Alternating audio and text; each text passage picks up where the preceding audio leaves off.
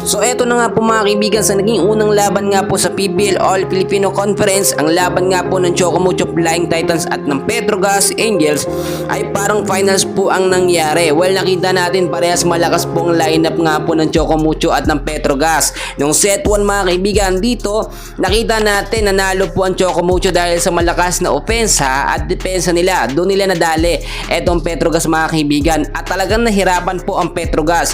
May ibang mga player po na ginamit mga kaibigan ng Chocomucho which is nag-contribute naman doon sa set 1. Nagtapos ang set 1 sa score na 20 ang Petrogas, 25 naman ang Chocomucho Flying Titans. Pagdating ng set 2 mga kaibigan ko, dito ay napag-aralan po ng Petrogas ang sistema nito nga po Chocomucho Flying Titans.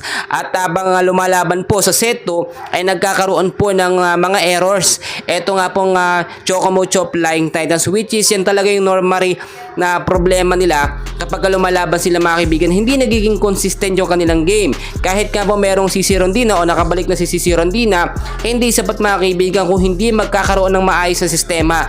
Eto nga po Chocomucho Flying Titans. Talo ang Chocomucho sa set 2 sa score na 20-26. Pagdating naman mga kaibigan ko ng set 3, dito hindi pa rin nakakuha ng Chocomucho yung pagkapanalo mga kaibigan dahil nakita nyo naman kahit pinalakas or kahit panay time out po etong si Coach Dante mga kaibigan para nga pag-aralan at kontrahin yung sistema nitong Petrogas, hindi po nangyayari. Nakita naman natin yung offense at defense nitong Petrogas ay lumalakas habang tumatagal po yung laban.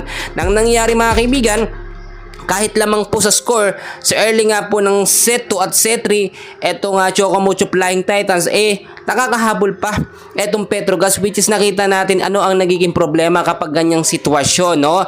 Nagkaroon po agad ng unang talo etong Chocomucho Flying Titans. Tapos yung set 3 sa score po na 21-25. Pagdating naman ng set 4 mga kaibigan, early pa lamang po ng set 4 lamang na po agad etong Petrogas Angels which is kung titignan po ninyo mahirap nang habulin nito nga pong Chocomucho Flying Titans dahil habang lumalabas ko or dumadaas ang score nito nga pong Petrogas nawawala naman ng gana or nasisiraan ng loob. Ito nga pong Chocomucho Flying Titans kaya pa sanang ipaabot yung sa set 5 pero hindi na kinaya nitong Chocomucho Flying Titans, no?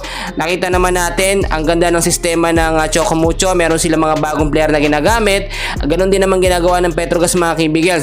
Parang finals po ito at sinasabi natin ang Petrogas mas lumakas siya at ang Petrogas ang makakalaban po sa unang laban ng Creamline Cool Smashers.